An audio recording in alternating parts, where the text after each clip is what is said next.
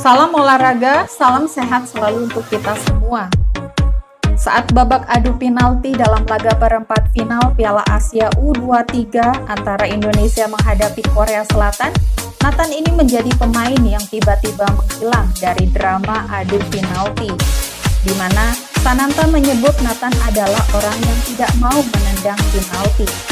Di mana ini juga bertepatan di mana Indonesia harus mengurangi satu penendangnya karena pemain Korea Selatan ada yang terkena kartu merah. Lantas, sebenarnya seperti apakah kronologi di sisi lapangan yang dimaksud? Berikut rangkuman selengkapnya.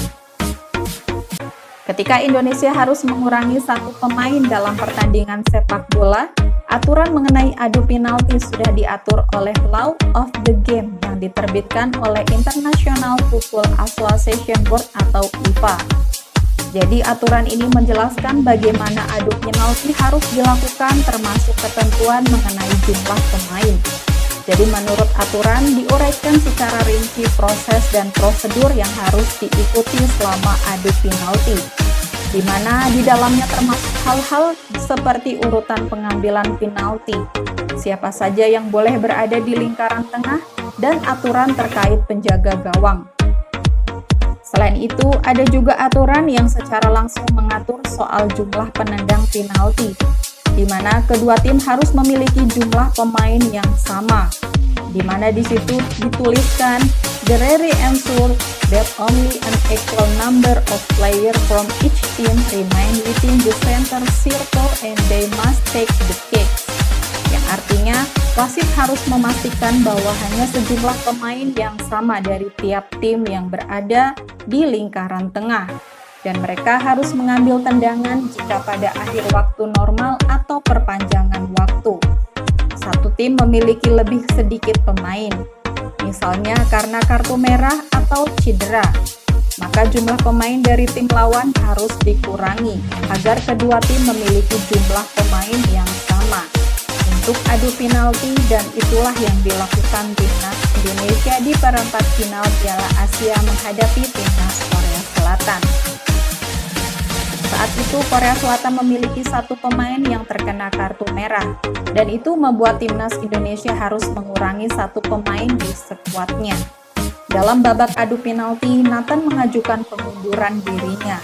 Seperti yang sudah sama-sama kita ketahui, baru-baru ini Sananta memberikan cerita menarik soal drama adu penalti yang terjadi antara timnas Indonesia menghadapi Korea Selatan, di mana ia menceritakan jika sosok Nathan menjadi sosok yang tidak berani mengambil tembakan penalti dan menawarkan diri untuk menjadi pemain yang dikurangi dalam drama babak adu penalti di laga kontra Korea Selatan yang bermain dengan 10 orang.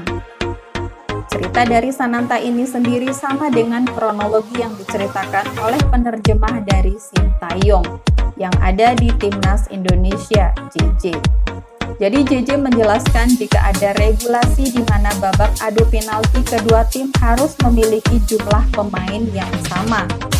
Dan karena tim Korea sudah kehilangan satu pemain karena kartu merah, maka Indonesia juga harus mengurangi satu pemainnya di babak adu penalti, di mana Nathan dengan berani mengajukan diri untuk tidak mengambil penalti.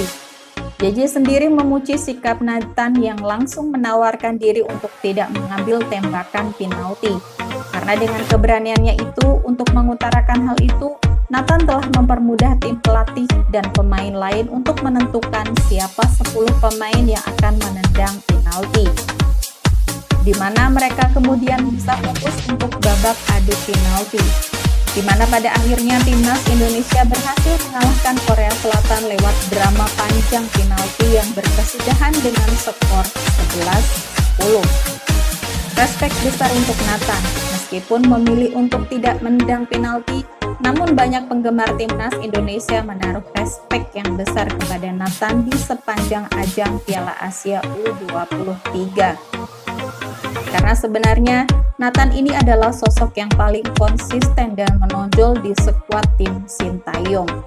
Dia adalah sosok yang tak pernah berhenti berlari menutup tiap sektor yang menjadi lubang di tim Garuda. di mana itu dibuktikan dengan tampil sama baiknya saat dimainkan Coach Shin di berbagai posisi di skuad tim Garuda, mulai dari gelandang, fullback, hingga central defender sekalipun.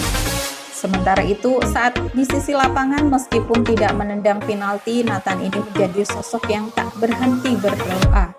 Hal itu bahkan tampak jelas usai Nando berhasil menepis tembakan penalti dari pemain Korea Selatan, sebelum akhirnya berlari ke tengah lapangan setelah Ahn menciptakan gol kemenangan untuk tim Garuda atas Korea Selatan lewat penalti. Sebagai pesepak bola di luar lapangan, Nathan memang tampak menjadi sosok yang terlihat pendiam dan dingin. Tapi menariknya, saat di lapangan Nathan ini bisa berubah menjadi sosok yang sangat vokal dan atraktif, di mana hal itu dibuktikan dari bagaimana ia terus mencoba berkomunikasi dengan rekan satu timnya.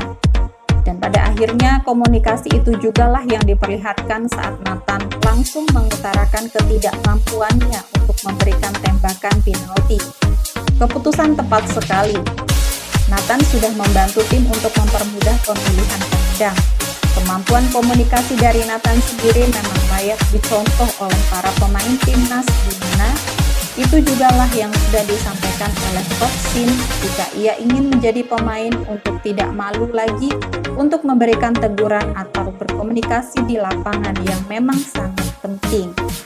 Jadi itulah sikap gentleman dari Nathan yang tak malu untuk mengutarakan jika ia bukanlah penendang penalti yang baik. Sekian video kali ini dan sampai jumpa di video selanjutnya.